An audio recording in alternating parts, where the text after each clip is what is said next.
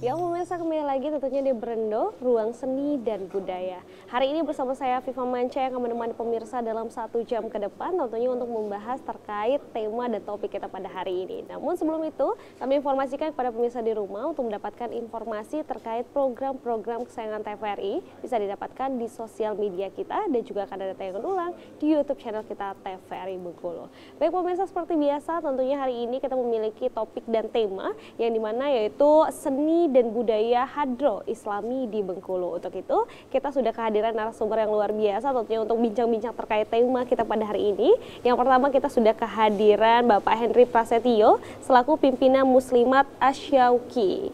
Selamat pagi, selamat siang nih Pak. Bagaimana kabarnya? Alhamdulillah. Alhamdulillah. Dan juga kita kehadiran Bang Fikri Haryadi selaku pelatih Hadroh. Halo Bang. Ya. Bagaimana kabarnya? Alhamdulillah baik. Alhamdulillah. Tentunya hari ini kita luar biasa tentunya membahas terkait seni dan budaya Hadroh Islami di Bengkulu nih Pak. Nah mungkin masih banyak sekali nih masyarakat yang mungkin kayaknya masih kurang familiar gitu dengan kata-kata Hadroh. Sebenarnya Hadroh ini apa Pak? Sebenarnya Hadroh ini adalah kumpulan beberapa alat rebana. Nah, di situ ada rebana itu sendiri, kemudian ada tam, ada darbuka, ada bass, terus dan yang lainnya.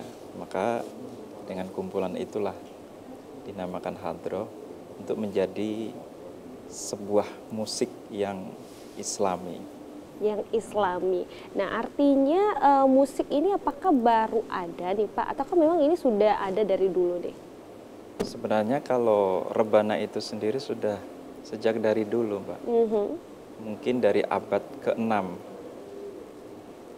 Kalau kita tarik dalam sejarah, ketika Rasulullah hijrah ke Madinah, para ibu sebagian masyarakat Madinah itu menyambutnya memakai rebana dengan sholawat Tola al-Badru pada waktu itu. Kemudian kalau ini sejarah ini panjang ini sebenarnya Pak. Ini singkat cerita, ada ulama besar dari Yaman masuk ke Indonesia kurang lebih abad ke-13 masuk ke Indonesia. Beliau berdakwah di Indonesia dengan media rebana itu sendiri. Nah, kemudian beliau dengan media rebana itu maka tercetuslah yang namanya Hadroh itu, media untuk dakwah sholawat istilahnya. Benar sekali. Itu kurang lebih. Kalau biasanya kita mendengarkan kayak band gitu ya, ini sama aja grup musik gitu juga ya Pak ya, tapi mungkin musiknya adalah musik religi nih. Nah kalau dari Bang Fikri sendiri nih, perbedaan tadi kan sempat disampaikan ya bahwa memang ada robana juga nih. Apa perbedaan Hadroh dan juga robana? Apakah hampir sama? Karena kalau kita lihat kayaknya ibu-ibu yang sering pengajian gitu ya, yang bikin grup musik juga itu kan sering rabanaan gitu ya. Itu perbedaannya apa nih Bang? Kalau rebana itu mana ya? Dia lebih identik dengan jamaah ibu-ibu atau jamaah muslimat. Kalau Hadroh itu dia umum. Boleh untuk kaum perempuan atau laki-laki juga bisa. Ya. Dalam Hadroh juga dia lebih banyak alatnya dan pukulannya juga lebih, mungkin bisa dikatakan lebih rumit. Lebih rumit ya? Biasanya itu kalau anggotanya sendiri nih satu grup itu ada berapa banyak sih Bang? Paling banyak itu sekitar 15 orang. 15 orang. Berarti ini ramean ya? Ya ramai. Terus apakah juga ada, ini kan musik ya, ini apakah ini hanya lagu-lagu Islami ataukah memang ada sholawat juga nih dalamnya? Ya, yang maksudnya lagu Islam itu ya sholawat itu. Cuman, dalam pelantunan sholawat di Hadroh itu berbeda-beda. Kadang ada yang pakai bahasa Arab, ada yang pakai bahasa daerah. Tergantung pemahaman di mana letak kita melantunkan sholawatnya. Jadi ada perbedaan juga. Nah biasanya kalau Hadroh ini sendiri itu ditampilkan di mana nih Bang? Kalau Hadroh itu biasa ditampilkan di acara-acara majelis, ataupun bisa juga di acara akikah, pernikahan. atau khitanan yang lainnya yang dalam artian lingkup Islami. Jadi tentunya ketika ada acara yang ada Islamnya gitu ya, mau akikah mungkin atau mungkin hanya syukuran dan sebagainya, itu bisa ditampilkan ya. Bisa itu. Seperti apa ya, rasa syukur tapi ada sedihnya juga Ya, di sana. itu kan sekaligus berdakwah, mensyiarkan sholawat, kecintaan kita kepada Allah dan kanjeng Nabi Muhammad SAW. Melalui Tuntunan sholawat itu tadi. benar sekali. Nah, kalau dari Pak Henry sendiri nih, ini kan Hadro bisa dikatakan sudah lama nih. Ketika Bapak nih bergabung, apakah memang juga pelaku musik juga nih sebelumnya, ataukah memang sebagai pimpinan ini baru mau menggerakkan nih Hadro di Bengkulu?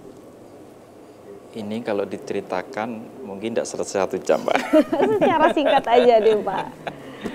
Ya sebenarnya waktu masih bujang, artinya belum nikah. Waktu itu saya juga sebagai pelaku.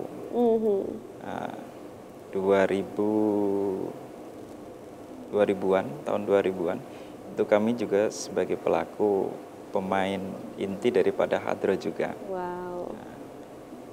Maka sampai sekarang dengan kecintaan kami Hadroh itu sendiri sampai sekarang masih ikut anak-anak muda juga. Ikut juga dalam grupnya ya. Iya. Iya. Jadi memang dari pelaku suka sama Hadro ini sendiri, sekarang juga sama-sama lah ya Pak ya, tampil lah untuk terus bisa berdakwah melalui Hadro ini sendiri. Tapi berarti itu kan udah lama banget nih. Nah untuk di pimpinan sendiri nih, sebagai pimpinan itu di Muslimat Asyauqi, itu sendiri seperti apa nih? Apakah memang pelopornya nih atau seperti apa? Suatu hari sekitar ada 3 bulan atau sekitar berapa ya ibu-ibu itu Asyauqi? Ada setahun belum? 10 bulan. Sekitar 10 bulan lah. Berarti baru ya? Ya sekitar 10 bulan itu istri saya kan majelis taklim, punya kawan, beberapa kawan ngomong yuk kita latihan Hadro. Dengan tercetusnya itu maka kami merasa terpanggil untuk melatih ibu-ibu ini, karena dengan suatu kesibukan dan juga sudah tua lupa kami panggillah Mas Fikri ini untuk sebagai pelatih inti. Gitu. Berarti ini Mas Fikri juga adalah pelaku juga nih ya, bisa memainkan juga nih. Seperti apa nih, tahan dulu, nanti kita akan kembali lagi tentunya setelah jeda berikut ini. Tetap di Berendo, Ruang Seni dan Budaya.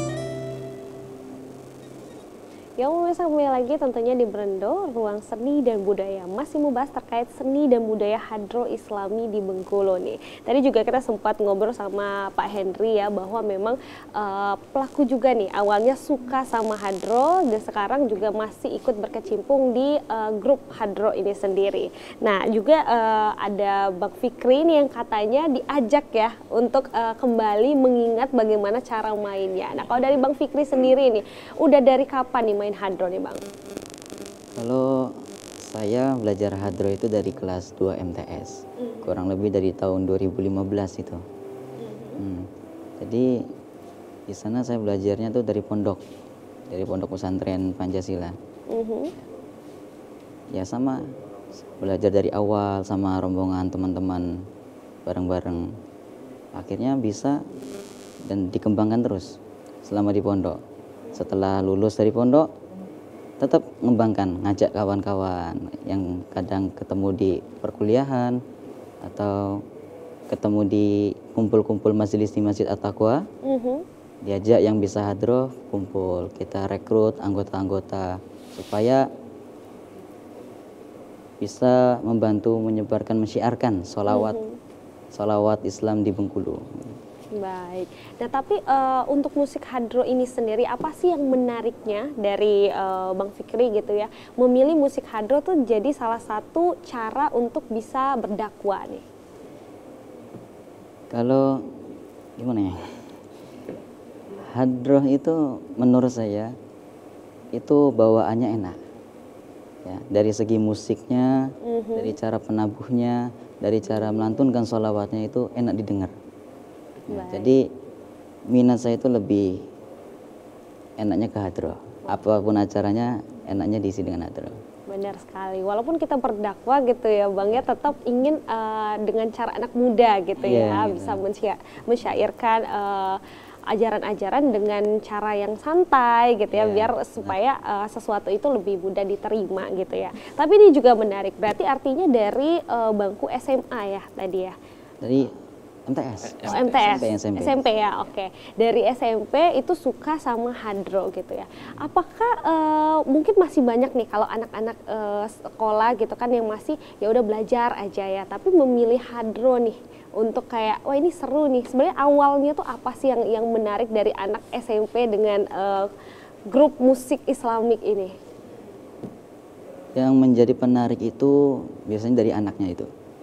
Ya, anaknya biasanya hobi dengerin sholawat atau sering sholawat. Di situ sebagai pemancing atau pemacunya supaya apa? Oh, sholawat ini enak. Gimana pukulan-pukulannya pernah dengar dari sholawat itu pengen belajar. Jadi di situ sebagai tujuan. Ya. Jadi ketika udah paham sholawat, dia ingin belajar gimana caranya bisa nguasain pukulan untuk sholawat yang disenengin gitu. Jadi penasaran ya? Ya, jadi penasaran gitu. Luar biasa. Jadi ini anak-anak muda juga harus ada rasa itu ya untuk bisa terus belajar tentunya dan juga memiliki tujuan yang baik juga tentunya. Nah kalau dari Pak Henry sendiri nih, melihat mungkin di era sekarang ya Pak ya, di mana anak-anak kayaknya serba gadget, mau belajar Islam juga serba gadget gitu ya Pak ya. Nah seperti apa, masih adakah antusias dari anak-anak ini untuk bergabung gitu ya di satu kelompok musik ini, ataukah mungkin sudah menurun nih Pak untuk Hadroh sendiri? Alhamdulillah untuk di kota Bengkulu sendiri itu bukan menurun Pak, bahkan menjadi daya tarik tersendiri melalui Hadroh ini. Dan Hadroh ini adalah bukan hanya sebagai alat dakwah untuk mencintai Rasulullah, tetapi sebagai alat untuk mengurangi ngumpul-ngumpul anak-anak yang tidak jelas. Nah, dengan adanya itu maka kami ini sebenarnya punya grup anak-anak tersendiri, termasuk bimbingan Mas Fikri ini. Kalau kurang lebih berapa untuk saat ini kalau 26 ada Mas ya? Ada. Sekitar 26. Itu ada. Usia berapa tuh? Usia dari mulai 12 sampai 30-an. Wow, gitu. Luar biasa.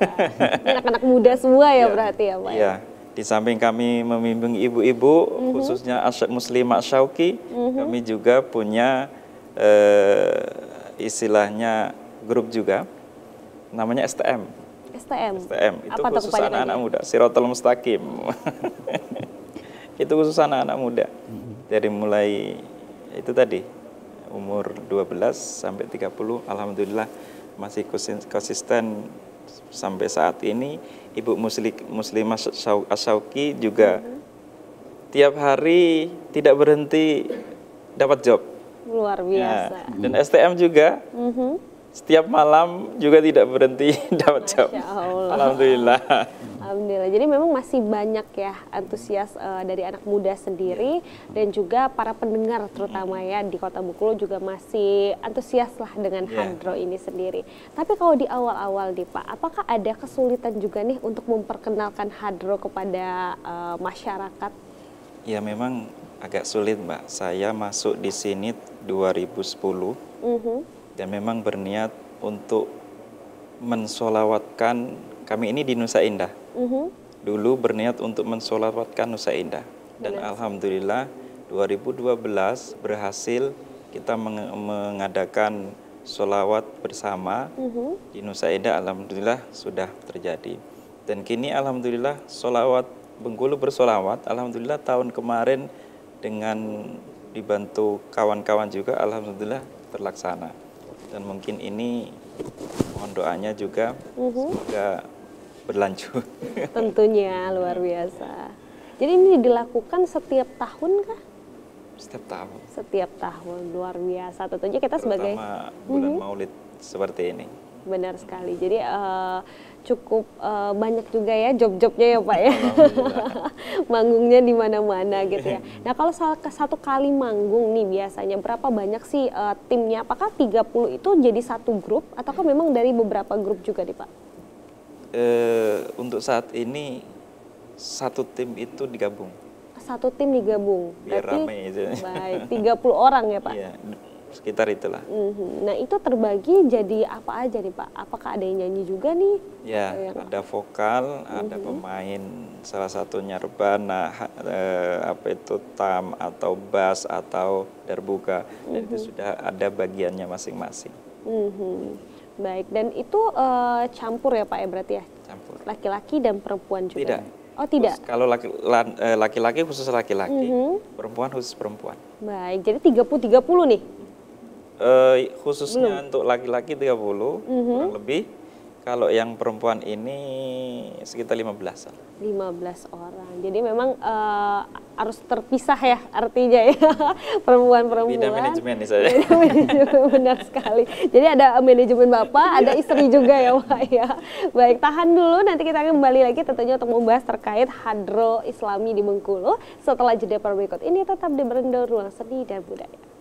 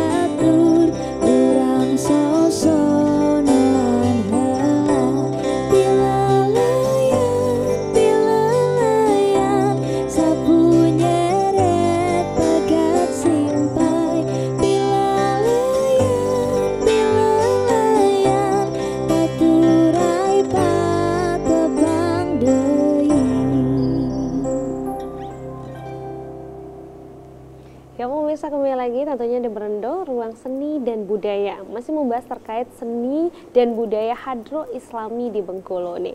Tadi juga sempat kita ngobrol ya bahwa panjang lebar bahwa ini sudah ada timnya gitu ya Pak ya. Terus juga sudah ada pasarnya juga. Ini berarti luar biasa sekali ya, tentunya musik Hadroh sudah memiliki pendengar setia tentunya di Kota Bengkulu. Nah kalau dari Bang Fikri sendiri nih, ketika memilih anggota-anggota sendiri, apakah memang ada skill khusus kah yang harus ada atau seperti apa nih? Ya, untuk skill khusus itu harus ada. Kuncinya di situ. Karena untuk melatih hadroh tuh karena nggak semuanya orang bisa langsung paham. Pasti bertahap itu. Kadang ada yang bisa mukul, ya kita fokuskan untuk belajar pukulan. Ada yang suaranya bagus, ya kita fokuskan untuk jadi vokal. Baik, artinya ini casting dulu ya sebelumnya ya Pak. Diseleksi. Diseleksi dulu ya Bang ya. Jadi ketika dilihat nih skillnya di mana, itu langsung ditaruh di posisi masing-masing. Nah ini tadi ada berapa banyak sih alat musiknya tadi Bang? Kalau alatnya itu ada rebana. Atau biasa disebutnya terbangan kalau di hadroh. Terus ada juga tam, bass, dan darbuka. Darbuka. Ya, itu pukulannya beda-beda. Nah itu untuk bisa melatih lah bisa dikatakan ya, harus butuh waktu berapa lama tuh untuk bisa memahami segala alat musik, terus juga vokal juga, itu butuh waktu berapa lama sih Bang? Ya, paling cepatnya sebulan 2 bulan itu. Sebulan 2 bulan sudah bisa menguasai semuanya? Iya, tapi tergantung orangnya juga. Kalau misalnya orangnya memang hobi di seni musik, cepat ya, luar biasa. Jadi ini bisa dikatakan alat musik yang islami gitu ya. Jadi walaupun kita harus berdakwah, kita harus bisa memberikan edukasi dan juga pendidikan terkait islami, kita juga bisa memainkan alat musik. Jadi nggak lepas gitu ya. Seninya tetap harus ada juga. Nah tapi kalau untuk alat musik sendiri, ini kan ada beberapa alat musik yang harus dikuasai. Nah untuk menyamakan nih antara satu orang dan lainnya, ini kan grup ya bisa dikatakan, dan grupnya ini sangat rame gitu ya, untuk melaraskan lah musik ini seperti apa sih dan butuh waktu berapa lama dan kira-kira latihannya berapa kali nih dalam seminggu? Kalau untuk semuanya itu untuk menguasai pukulan semua itu kurang lebih sebulan sampai 2 bulan. Sebulan sampai 2 bulan. Itu baru menguasai pukulannya, kuncinya dulu. Tapi untuk serasikan pukulannya itu mungkin agak lama lagi. Makanya ketika latihan itu kadang sekali atau 2 kali dalam seminggu itu kurang cukup. Makanya ketika kawan-kawan itu kosong, itu kan malam kosong. Jadi kadang malam sempatkan untuk latihan bareng-bareng gitu. Baik, jadi memang harus ada waktu khusus juga nih ya, berarti ya, jangan sering ngumpul lah istilahnya. Sering ngumpul, benar. Jadi ini ngumpul yang bermanfaat ya Pak ya, bisa membuat sebuah musik yang nantinya bisa berdakwah juga. Nah ini kan tadi disampaikan nih ya Pak ya, bahwa memang dalam musiknya sendiri itu adalah lantunan-lantunan gitu ya, terus kayak isi dakwaan juga nih. Nah untuk memilih mungkin ya, kira-kira ayat apa nih yang mau dibawa gitu, atau mungkin apa saja nih yang bakal dinyanyikan gitu ya, itu seperti apa pemilihannya nih Pak? Kita biasanya kalau perform istilahnya itu tergantung situasi dan kondisi jamaah. Kalau situasinya jamaah ini agak muram atau pada ngantuk semua, itu memilih lagu yang semangat, sholawat yang semangat.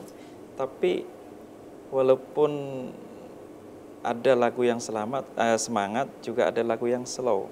Nah, yang slow inilah sebenarnya daya tarik, kalau tahu daya tarik slow ini lebih menghayati, lebih menikmati untuk dijadikan sebuah dakwah sebenarnya. Itu bagi yang paham. Gitu. Nah ini juga jadi menarik gitu ya Pak ya, mungkin masih banyak sekali mungkin kita nih yang masih kurang akan ilmu agama gitu ya. Mungkin dari beberapa lantun ayat suci atau mungkin sholawat itu yang masih kurang dipahami nih oleh masyarakat luas nih. Itu bagaimana nih cara agar dakwaan tersebut, lantunan tersebut itu bisa nyampe nih ke pendengar? Nah, itu yang kami usahakan untuk mengarahkan ke situ, karena dakwah ini kan bukan hal yang mudah. Benar sekali. Jadi untuk sampai dalam hati jamaah masing-masing, kami tekankan seorang vokal dengan pemusik atau rebana ini itu harus sinkron dan menyatu. Yang main hadroh ini harus menjiwai seorang vokal, dan seorang vokal pun harus menjiwai seorang pemain rebana. Dengan satu kesatuan inilah nanti akan meresap ke dalam hati jamaah masing-masing. Nah ini PR yang cukup rumit juga ya Pak ya.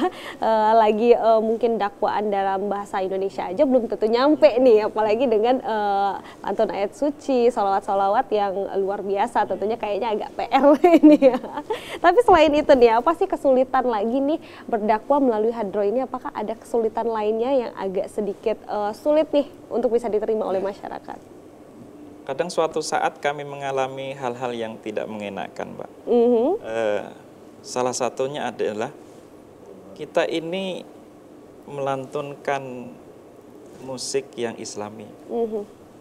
Ketika kita pernah main malam, itu kan memang juga ada sound, ada segala macam, memang rame. Sampai misal jam 10, jam 9. Kendala kami itu dibandingkan dengan orang. Apa perbandingannya? Kalau pesta itu kan ada semacam organ. Sampai jam 1, jam 12 itu tidak ada masalah kalau dari masyarakat. Tetapi kita pernah hanya melantunkan sholawat sampai jam 11. Itu pernah didatangi ini, suruh berhenti. Tapi ya namanya perjuangan ya kita berhenti. Benar sekali. Jadi masih ada apa ya istilahnya tuh hujatan-hujatan juga ya Pak ya. Tentunya setiap kita merintis tuh kayaknya pasti selalu ada ya. Orang-orang yang mungkin untuk apa ya, untuk meningkatkan iman kita lagi nih Pak, untuk lebih sabar tentunya.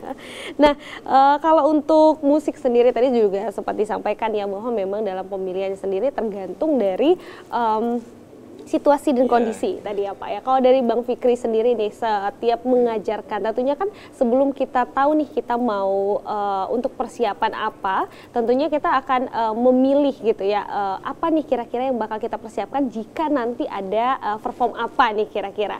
Nah itu untuk mengajarkannya sendiri, pemilihannya sendiri itu seperti apa Bang? Tahan dulu, nanti kita kembali lagi tentunya setelah jeda berikut ini, tetap di Berendo, Ruang Seni dan Budaya.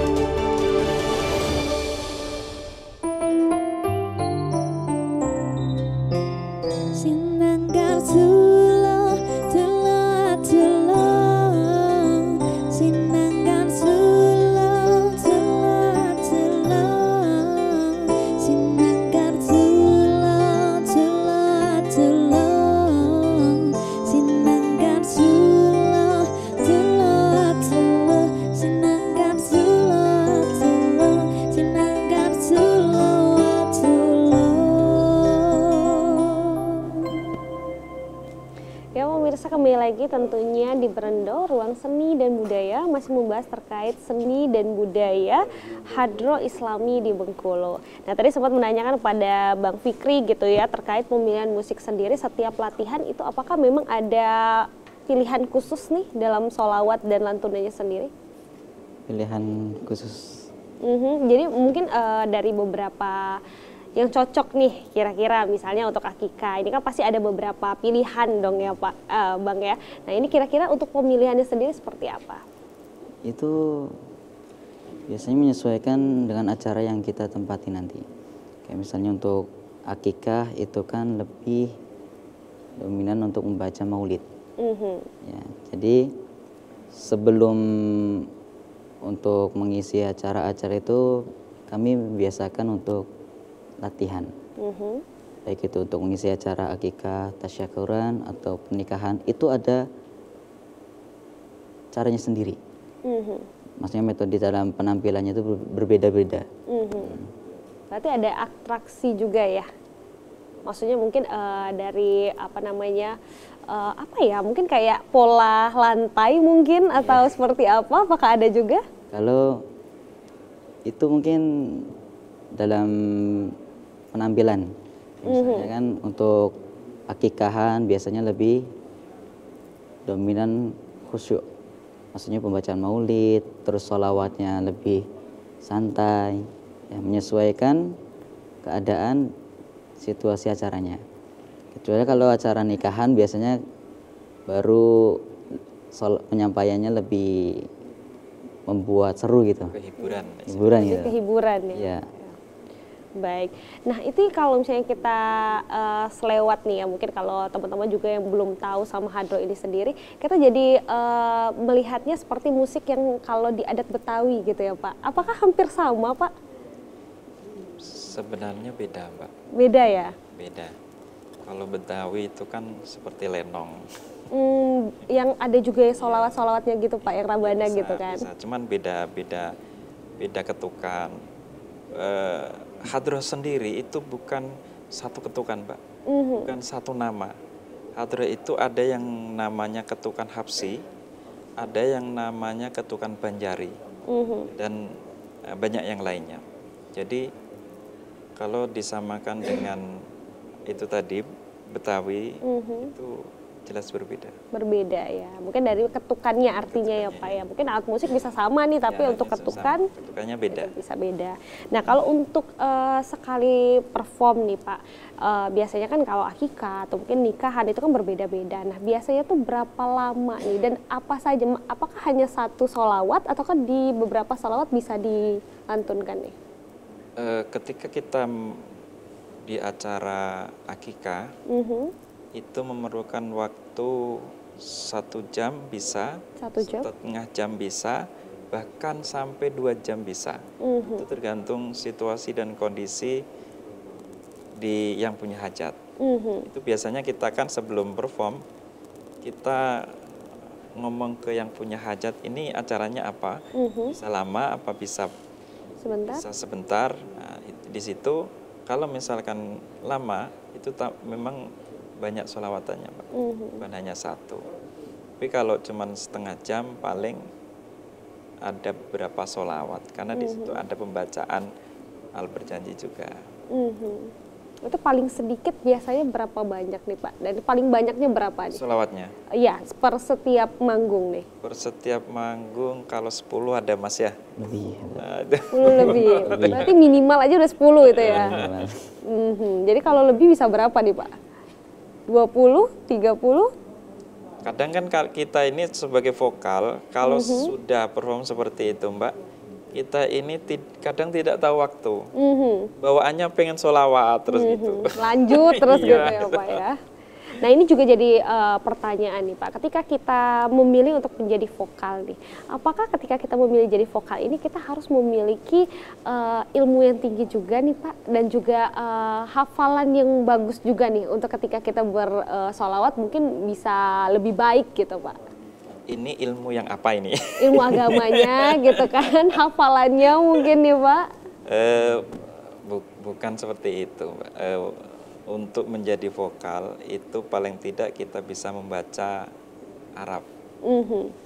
Perlu diketahui, membaca tulisan sholawat atau al-berjanji yang saya alami, walaupun itu kita sudah bisa mahir membaca Al-Quran, ketika kita tidak terbiasa membaca al-berjanji atau sholawat lain, itu ini Mbak, beda bacanya. Beda. Bisa mungkin di Al-Quran ini lancar, di Al-Berjanji ini bisa tidak lancar. Bisa tidak karena lancar. tidak terbiasa. Bisa baca, tetapi tidak terbiasa, maka istilahnya terputus-putus. Terputus-putus. Berarti ini dalam membaca Al-Qur'annya juga harus yang mahir lah ya Pak ya, bisa dikatakan ya. Tidak bisa sembarang juga, karena jangan sampai salah arti juga nanti ya, salah bacaan jadi salah arti. Nah tapi kalau dari Bang Fikri sendiri nih, ketika mengajarkan vokal, artinya sudah melihat calon-calon dari vokal ini memang harus bisa mengaji ya tentunya ya Bang ya? Kurang lebih harus bisa ngaji. Kalau seandainya nih mereka pengen vokal nih, tapi mungkin agak sedikit kurang bisa ngaji nih Bang, itu apakah ada solusi lainnya? Bisa itu. Misalnya Belajar ya. Kalau misalnya belajar pukulan nggak bisa, terus tapi suaranya bagus untuk dibuat vokal meskipun nggak bisa ngaji, dengan sendirinya ngikut. Karena lebih mudah ngapal sholawat itu ketika dilakukan. Ngapal tulisan Al-Quran, tulisan-tulisan Arab, itu lebih cepat apalnya ketika kita sambil membaca dengan nada. Baik, jadi ini memang belajar dengan dilakukan gitu ya, terbiasa. Terbiasa. Terbiasa, tapi kalau dari Pak Henry sendiri harus bisa belajar dulu ngajinya ya. Ini jadi PR juga tentunya, bukan orang sembarang berarti ya Pak ya, untuk bisa jadi vokal di hadroh sendiri. Berbeda mungkin dengan pukulannya, kalau pukulan kayaknya kita bisa belajar gitu ya. Tapi kalau ini harus bisa ngaji dulu kata Pak Henry. Oke Pak, nah kalau untuk vokal sendiri di grup nih ada cewek dan cowok, tadi ada berapa banyak nih Bang? Kalau untuk sendiri? vokal itu paling enggak ada 4 orang. 4 orang? Ya, 1 vokal inti, sisanya itu backing. Backing vokal. Ya, backing vokal. Nah kalau biasanya tuh kan kalau di band gitu ya, kalau vokal itu kan nggak bisa disatukan nih kalau warna suaranya beda kalau katanya gitu kan ya. Kalau di hadroh sendiri ini seperti apa? Mungkin dari beda-beda warna suara, genre dan sebagainya, ini seperti apa menyatukannya nih? Kalau untuk suara itu kan beda-beda cara nadanya. Kan? Jadi di situ ada tingkat nadanya. Jadi ada yang 1 orang pakai nada tinggi, 1 orang pakai nada biasa, 1 pakai nada rendah. Baik, jadi dibagi ya Bang ya? Iya. Baik, jadi ini dalam kalau dilihat juga seperti paduan suara juga bisa ya Pak ya? Paduan suara, tapi suara 1, 2, 3. Suara 1, 2, dan 3. Jadi ini tentunya masih ada PR juga nih, cara menyatukannya seperti apa ya. Tahan dulu, nanti kita akan kembali lagi tentunya untuk ngobrol-ngobrol terkait hadroh Islami di Bengkulu. Tetap di Berendo, Ruang Seni dan Budaya.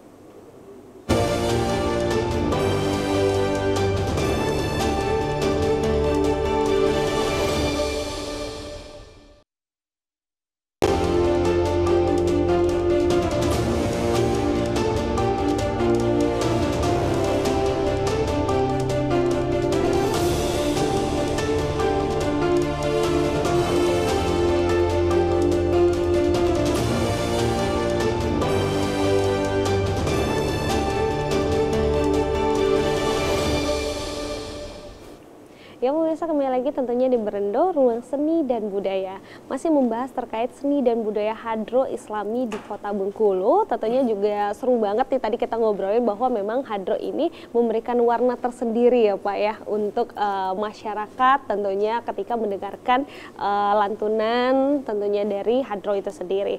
Nah kalau dari Pak Henry sendiri nih, aku mau nanya nih, kalau ketika perform gitu ya, kira-kira sholawat apa sih yang paling sering banget request mungkin, atau mungkin kayak wah ini enak banget nih didengarkan, apakah ada nih Pak? Kalau bisa dikatakan lagu wajib.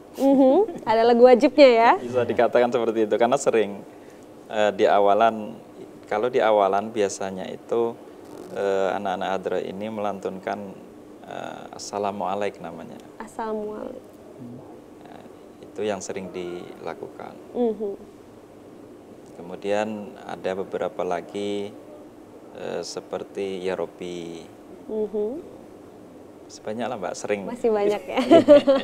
Jadi ada lagu-lagu wajib yang setiap perform apapun acaranya harus dibawakan. Itu wajib bagi yang vokal istilahnya, bukan wajib untuk Benar. Jadi ada yang wajibnya, ada yang tambahannya sesuai dengan situasi dan acara apa gitu ya Pak ya. Mungkin boleh nih kita dengerin dong seperti apa, mungkin sedikit gitu ya. Bagaimana sih hadroh ini? Apakah memang masyarakat sudah sering mendengarkannya atau oh yang ini nih ternyata. Boleh dong Pak dan Bang Fikri bareng. Saya yakin kalau yang Assalamualaikum ini sering dilakukan di masyarakat karena ibu-ibu rebana yang di masjid-masjid biasanya juga sering melantunkan itu. Melantunkan. Ya. Boleh dong sedikit nih dari Pak Henry dan juga Bang Fikri. Berdua nih. Ya. Assalamu alaikum zainal anbiya. Assalamu alaikum atqal azkiya. Assalamu alaikum zainal anbiya.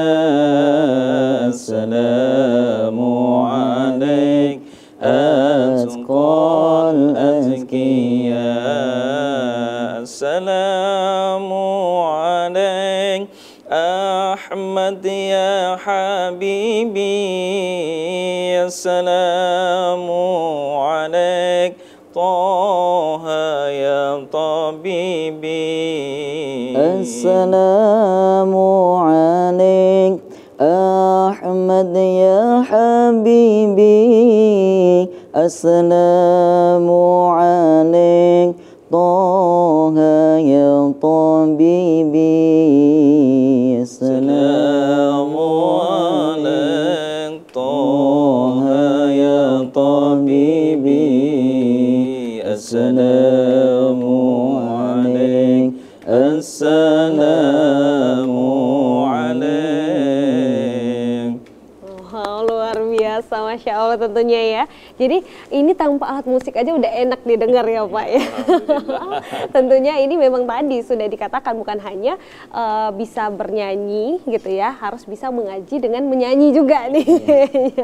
Luar biasa. Ini kalau untuk belajar vokalnya sendiri dari Bang Fikri sendiri nih, berapa lama sih untuk bisa dari mengaji dibawa untuk bernyanyi? Kalau untuk belajar vokal itu lebih sering dengarkan sholawat sih Mbak. Lebih sering dengarkan sholawat, terus ikut-ikut, ya latihan sendiri gitu. Latihan sendiri, jadi nggak ada les vokal gitu, nggak ada ya? Hanya les mengaji aja nih. Kalau dari Pak Hendrik sendiri nih, untuk mungkin ada tips nggak sih untuk biar bisa jadi vokal yang lebih cepat gitu ya? Nggak perlu harus belajar bertahun-tahun menjadi vokal hadroh sendiri. Sebenarnya kalau kita sudah punya dasar, artinya dasar itu pertama kita bisa membaca, kedua memang dasarnya suara itu timbernya enak lah didengar. Ketika dia mau mendengarkan di YouTube atau ikut belajar, itu akan cepat Pak. Benar sekali. Itu sebenarnya. Asal ada kemauan ya Pak Asal ya? ada kemauan, benar. Tapi benar sekali ya, mungkin banyak sekali orang-orang yang berstatement bahwa mengaji itu ternyata punya apa ya, teknik vokal yang sama gitu dengan penyanyi. Itu artinya benar ya Pak ya? Benar. Karena memang apa sih mungkin kesamaan nih ketika mengaji dan juga menyanyi? Apakah dalam tarikan nafasnya itu sama nih? Kalau nyanyi di katakanlah dangdut lah, dangdut dengan qori mengaji atau bersolawat itu kalau dari segi cengkok itu tidak jauh beda. Tidak jauh beda ya. Tapi kalau ini menurut saya, kalau dari segi musik pop bedanya jauh. Bedanya jauh ya. Kalau pop kan agak lurus-lurus, gitu kan. Tapi kalau dangdut atau solawat itu tengkoknya lebih mendetail. Lebih mendetail. Wow, luar biasa. Jadi bukan hanya sembarang ngaji nih ya. Harus ada pemahaman dan tanda baca yang baik dan juga benar. Nah, mungkin terakhir nih dari Bang Fikri dan juga Pak Henry gitu ya. Apa sih mungkin harapannya untuk musik hadroh ini sendiri di masyarakat Kota Bengkulu nih khususnya? Kalau saya awal dari mengaji pas waktu kecil. Saya bawa sampai sekarang, artinya itu apa ya? Keinginan. Keinginan. Untuk sholawat itu sendiri, kami punya keyakinan bahwa sholawat itu sebagai penyelamat. Maka saya berkeinginan di Bengkulu ini booming dengan sholawat agar keselamatan di kota Bengkulu ini terjaga oleh Allah Subhanahu Wa Taala. Amin. Jadi ini ajakan juga untuk anak-anak muda tentunya ya Pak, untuk bisa bersolawat bersama, nggak hanya yang berumur, tapi juga anak-anak muda juga harus wajib. Semuanya gitu ya. Nah kalau dari Bang Fikri sendiri nih harapannya untuk hadroh, untuk bisa diterima gitu ya oleh masyarakat luas apa nih? Harapannya ya seperti Ustaz Hendri itu, ingin Bengkulu ini lebih kelihatan islaminya dalam pelantunan sholawatnya, dalam semua acara. Jadi bukan sekedar mengutamakan ya acara-acara apa namanya dangdutan atau gitu, organ-organan itu, tapi ada sisi positifnya juga. Benar sekali. Mungkin terakhir ajakan nih untuk anak-anak muda Bengkulu nih khususnya ya, untuk bisa bersama-sama bisa hadroan bersama gitu ya, dan juga bisa menerima hadro ini sebagai seperti harapan tadi ya, bisa di setiap acara nih. Silakan, Bang Fikri, silakan. Jadi khusus untuk anak muda itu lebih seneng biasanya. Jadi ya kami mengajak, manfaatkanlah di masa muda itu untuk hal-hal yang positif, supaya tidak terjerumus jauh, apalagi kita sebagai orang muslim kan, tidak ada salahnya ketika kita selalu melantunkan sholawat ya di kalangan kehidupan kita.